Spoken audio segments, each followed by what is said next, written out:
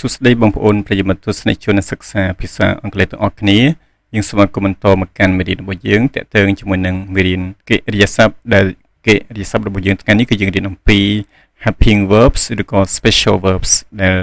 សំដៅទៅលើកិរិយាសព្ទជំនួយដែលជួយឲ្យប្រយោគទៅជាសំណួរបដិសេធឬក៏បដិសេធលាយសំណួរឬក៏បង្ហាញអំពីហើយប្រយោគផ្សេងតាមរបៀបរបស់វាដែលយើងបង្ហាញនៅខាងក្រោម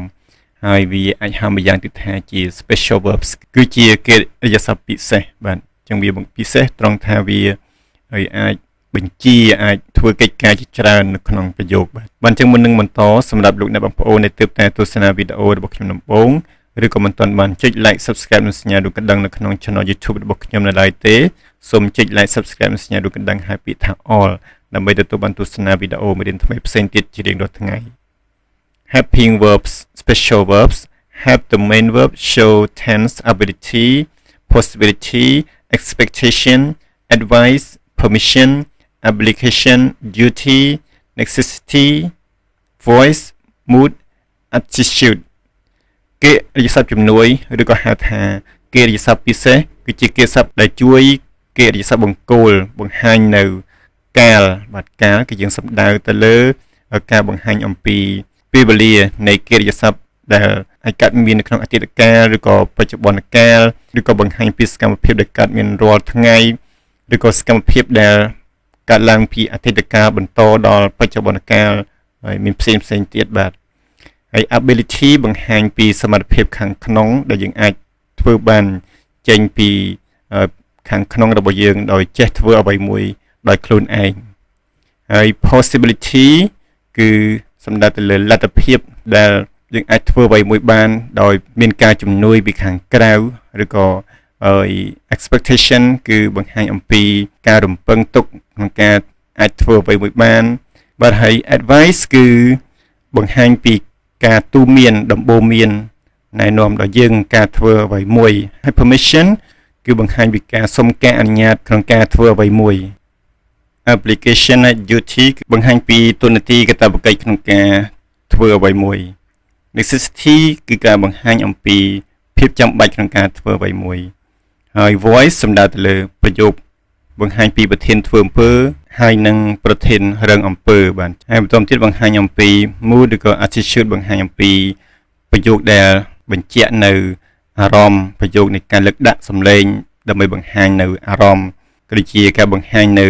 ការបញ្ជាទៅលើអ្វីមួយបាទអញ្ចឹងទាំងអស់ហ្នឹងសុទ្ធតែជាកិច្ចការងាររបស់ helping verbs ឬក៏ special verbs នឹងឯងហើយជាមួយគ្នាមានចំណុចខ្លះគឺជាចំណុចដែលធំដែលសំខាន់ដែលមានមេរៀនជាច្រើនដែលយើងត្រូវរៀនជាមួយគ្នាដូចជា tense បាទអញ្ចឹងការបង្ហាញអំពីកាលឬក៏វេលាបង្ហាញពីពេលវេលានៃកិរិយាសព្ទក្នុងការធ្វើអ្វីមួយគឺវាមានមេរៀនជាច្រើនដែលយើងត្រូវរៀនជាមួយគ្នាបាទហើយការបូកផ្សំជាមួយនឹង voice នេះឯងគឺវាមានលក្ខណៈជាច្រើនទៀតបាទអញ្ចឹងក្រៅពីហ្នឹងគ្រាន់តែជាការបង្ហាញឲ្យខ្លីៗដែលมันមានមេរៀនច្រើននោះទេបាទ They can also change sentence into positive negative or question form ពួកគេសំដៅទៅលើកិរិយាសព្ទជំនួយហ្នឹងគឺក៏វាអាចផ្លាស់ប្ដូរប្រយោគទៅជាប្រយោគ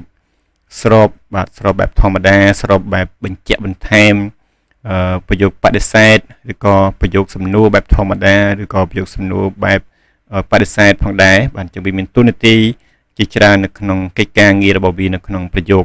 យើងមើលបន្តទៀត positive sentences ប្រយោគស្របបាទអញ្ចឹងយើងមើលប្រយោគស្របទាក់ទងជាមួយនឹងការងាររបស់កិច្ចសព្ទពិសេសរបស់យើង She is studying English now នាងគឺកំពុងសិក្សាឬក៏នាងកំពុងសិក្សាភាសាអង់គ្លេសឥឡូវនេះអញ្ចឹងយើងឃើញអំពីពាក្យ is នេះឯងដែលជាកិរិយាសព្ទជំនួយឬក៏កិរិយាសព្ទពិសេសដែលវាជំនួយធ្វើឲ្យប្រយោគនេះទាំងមូលទៅតាមពេលវេលារបស់វាដែលបង្ហាញអំពីសកម្មភាពដែលកើតឡើងឥឡូវភ្លាមដែលយើងកំពុងជជែកគ្នាដែលយើងកំពុងនិយាយគ្នានឹងឯងមានន័យថាយើងកំពុងនិយាយវាកំពុងកើតឡើងដែរអញ្ចឹងដោយសារតែ is នេះឯងជា helping verb នេះឯងដែលជួយឲ្យប្រយោគទៅជាការប្រើកាលមួយដែលហៅថាបច្ចុប្បន្នកាលកំពុងបន្តដែលបូកជាមួយនឹងកិរិយាសព្ទដែលមានទម្រង់ time ing នេះឯងបាទ We have finished our homework ពួកយើងបានបញ្ចប់ កិច្ចការងារផ្ទះរបស់ពួកយើងបាទអញ្ចឹង have នេះឯងគឺជាកិច្ចសព្ទជំនួយឬក៏កិច្ចសព្ទពិសេសនឹងឯងដោយវាគ្រាន់តែបូកជាមួយនឹងទម្រង់កិច្ចសព្ទបុកខ្ទង់ទី3នេះទៅវាទៅជាគេហៅថាការ perfect បាទបង្ហាញពីសកម្មភាពដែលទើបតែចប់ភ្លាមឬក៏សកម្មភាពដែលកើតឡើងពីអតីតកាលរហូតដល់បច្ចុប្បន្នបាទ He can swim very fast គាត់អាចហែលទឹកបានយ៉ាងលឿនជាងយើងឃើញពាក្យ can នេះឯងគឺជាកិច្ចសព្ទពិសេសរបស់យើងឬក៏កិច្ចសព្ទជំនួយរបស់យើងដែលវាបង្ហាញអំពីសមត្ថភាពដែលអាចធ្វើបានដោយខ្លួនគាត់ដោយខ្លួនវាផ្ទាល់ក្នុងការបញ្ចេញធ្វើអ្វីមួយដោយខ្លួនឯងបាទ They will visit us tomorrow ពួកគេនឹងឬក៏តំណែងជាមកលេងពួកយើងនៅថ្ងៃស្អែកអញ្ចឹងពាក្យ will នេះឯងគឺជាពាក្យមួយដែលសំខាន់ផងដែរដែលបង្ហាញអំពីលទ្ធភាពឬក៏ការរំពឹងទុកហើយក៏វាអាចបង្ហាញអំពីកាលដែលនឹងកើតឡើងពីអនាគតផងដែរបាទ You should respect our teachers អ្នកឯងគួរតែគោរពគ្រូរបស់អ្នកឯងចឹងពាក្យ should ឯងបង្ហាញអំពី advice ដំបូន្មានក្នុងការដែលគោរពដល់គ្រូរបស់អ្នកឯងបាទ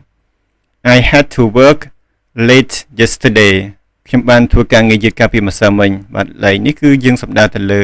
ភាពចាំបាច់ក្នុងការធ្វើការរបស់បុគ្គលម្នាក់នឹងដែលបង្ហាញអំពីការធ្វើការងារដែលចាំបាច់បាទ She used to live here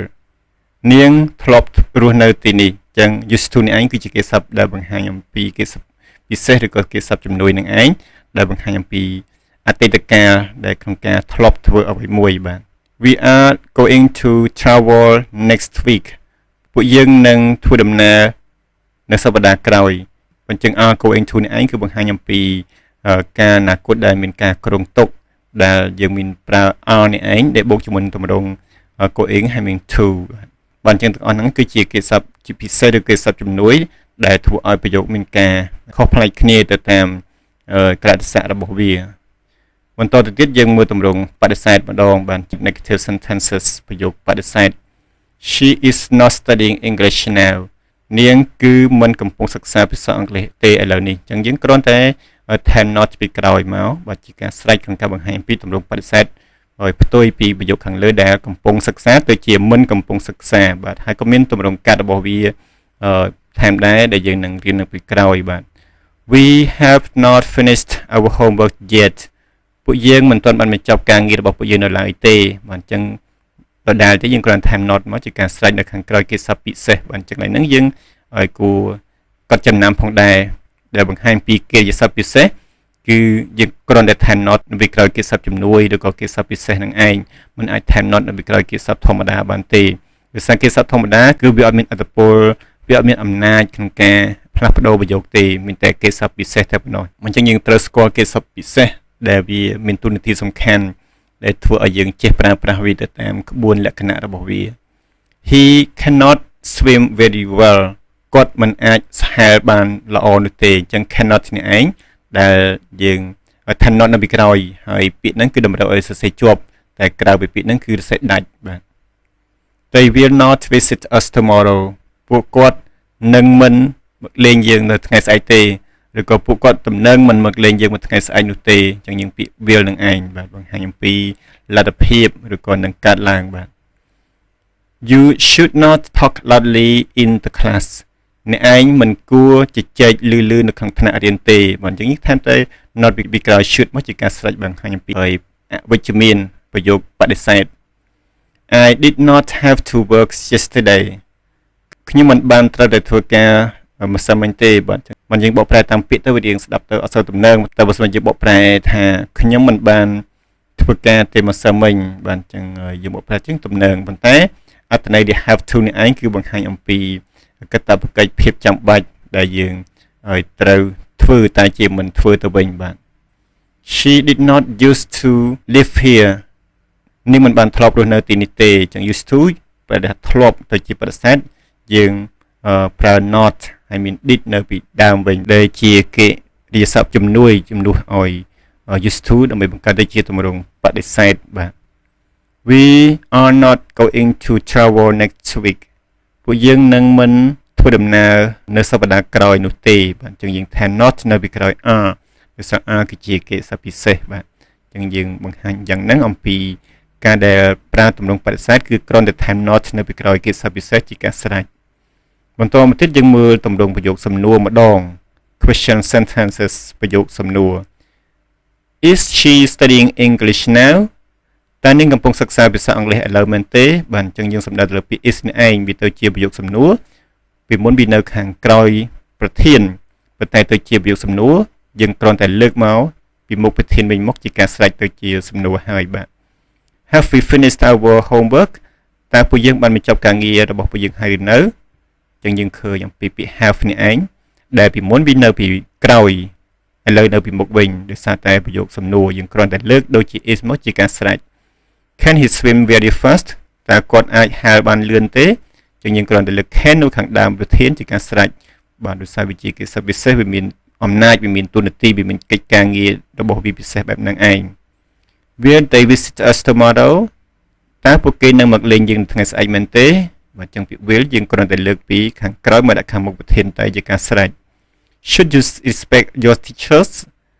តើអ្នកឯងគួរគោរពគ្រូរបស់អ្នកឯងទេបាទអញ្ចឹងយើងលើក should មកខាងដើមដូចឲ្យគេសັບលើដែរបង្ហាញអំពីប្រយោគសំណួរបាទ Did you have to work yesterday តើអ្នកឯងបានធ្វើការកាលពីម្សិលមិញដែរទេអញ្ចឹងយើងថែមពាក្យ did ដើម្បីជំនួយទៅលើការសួរទៅលើឲ្យ have to នេះឯងបាទហើយ have ហ្នឹងក៏ជាកិច្ចសព្ទពិសេសផងដែរប៉ុន្តែវាអាចជាកិច្ចសព្ទពិសេសឲ្យបែបឲ្យតាមផ្នែករបស់វាបាទអញ្ចឹងយើងនឹងបង្ហាញលម្អិតទាក់ទងជាមួយនឹងការប្រើប្រាស់ជាទម្រង់ប្រយោគសំណួរបន្ថែមទៀតនៅវីដេអូក្រោយៗទាក់ទងជាមួយនឹងកិរិយាសព្ទខ្លះដើរតួជាកិច្ចសព្ទជំនួយខ្លួនឯងក៏បានឬក៏ឲ្យត្រូវមានគេមកពឹងពាក់ក៏បានបាទ Did she used to live here តើនាងធ្លាប់រស់នៅទីនេះដែរទេអញ្ចឹងយើងប្រើ did នៅខាងមុខប្រធានទៀតហើយបាទសម្រាប់ used to នេះឯង Are you going to travel next week តើអ្នកឯងនឹងទៅធ្វើដំណើរនៅថ្ងៃអាទិត្យក្រោយមែនទេបាទអញ្ចឹងនឹងហើយគឺជាការបង្ហាញអំពី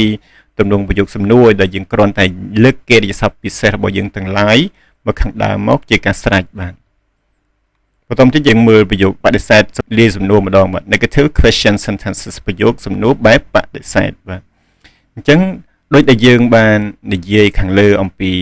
ទម្រង់ប្រយោគបដិសេធយើងមាន time not នៅពីក្រោយ is នៅខាងក្រោយប្រធានហើយដល់ពេលទៅជាទម្រង់សំណួរយើងគ្រាន់តែលើក is ជាការស្រេចឥឡូវសំណួរលាយបដិសេធគឺយើងលើកទាំង not លើកទាំង is មកខាងដើមហើយសេជាទម្រង់កាត់ទៅជា isn't បាទទៅជា isn't she studying English now តែនាងមិនកំពុងសិក្សាភាសាអង់គ្លេសជាមួយអ្នកទេឥឡូវនេះហ៎អញ្ចឹងយើងឃើញ isn't នេះឯងដែលកាត់ឡើងអំពីកិរិយាសព្ទពិសេសដែលបូកជាមួយនឹង not ឲ្យទៅជាទម្រង់បដិសេធហើយដាក់នៅខាងដើមប្រធានឲ្យទៅជាទម្រង់សំណួរលាយបដិសេធបាទសំណួរបែបបដិសេធ negative question Haven't we finished our homework yet តើពួកយើងមិនទាន់បានបញ្ចប់កិច្ចការងាររបស់យើងទេអីចឹង have នេះឯងដែលវាជាទម្រង់សំណួរលាយបដិសេធដែលលើកពីខាងមុខប្រធានទៅជាប្រយោគបដិសេធលាយសំណួរបែបនេះឯង Can't she swim very fast តើគាត់មិនអាចហាលបានយ៉ាងលឿនទេចឹងយើងខ្ញុំពីពាក្យ can't នេះឯងបាទដែលវាជាកិរិយាសព្ទពិសេសផងដែរដែលទៅជាទម្រង់សំណួរលាយបដិសេធដែលបែបបដិសេធនៅខាងមុខប្រធាននេះឯងបាទ Once they visit us tomorrow តើពួកគេនឹងមិនមកលេងយើងថ្ងៃស្អែកទេអីអញ្ចឹងពាក្យ want នេះឯងមកពាក្យថា will not តែទៅជាទម្រង់កាត់ទៅជា want នឹងឯងបាទអញ្ចឹងយើងប្រែបែបនឹងឯងក្នុងទម្រង់ពាក្យ will not ហើយយើងដាក់នៅខាងដើមឬក៏ខាងមុខប្រធាននឹងឯងបាទ Shouldn't you respect your teachers តែឯងមិនគួរគោរពគ្រូអ្នកឯងទេអីបាទអញ្ចឹងយើងមើល shouldn't នេះឯងដែលកាត់មកពី should បូក not ហើយដាក់ខាងដើមទៅជាសំណួរលាយបដិសេធ Didn't you have to work yesterday តែអ្នកឯងមិនត្រូវធ្វើការនៅថ្ងៃស្អែកទេអីបាទអញ្ចឹងហើយ have to នេះឯងយើងមាន didn't មកជួយដើម្បីទៅជាប្រយោគបែបបដិសេធ Didn't she used to live here តើនាងមិនធ្លាប់រស់នៅទីនេះទេអីអញ្ចឹងយើងប្រើ didn't ឬក៏ didn't នេះឯងដែលនៅខាងមុខប្រធានដែលជួយដល់ used to ដើម្បីទៅជាប្រយោគសំណួរបដិសេធ And she going to travel next week តើអ្នកឯងនឹងមិនធ្វើដំណើរនៅសប្តាហ៍ក្រោយទេអីអញ្ចឹងយើងឃើញ and នេះឯងដែលជួយទៅលើ going to ទៅជាប្រយោគសំណួរបែបបដិសេធបាទអញ្ចឹងទាំងហ្នឹងគឺយើងមិនបង្ហាញអំពីលម្អិតទាក់ទងជាមួយនឹងការឆ្លើយសំណួរបែប ផ្សេងៗនោះទេឬក៏បន្តលម្អិតអំពីមុខងារស៊ីជម្រៅរបស់កិរិយាសព្ទជំនួយនីមួយៗនោះទេយើងគ្រាន់តែបង្ហាញអំពីការងាររបស់វាត្រួសឲ្យយើងយល់ដឹងអំពីភាពទូទៅ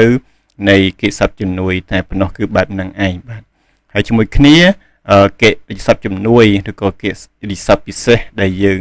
នឹងរៀនជាមួយគ្នាដែលមានឧទាហរណ៍ជាប្រយោគនៅខាងដើមអំបញ្ញមិញហ្នឹងគឺ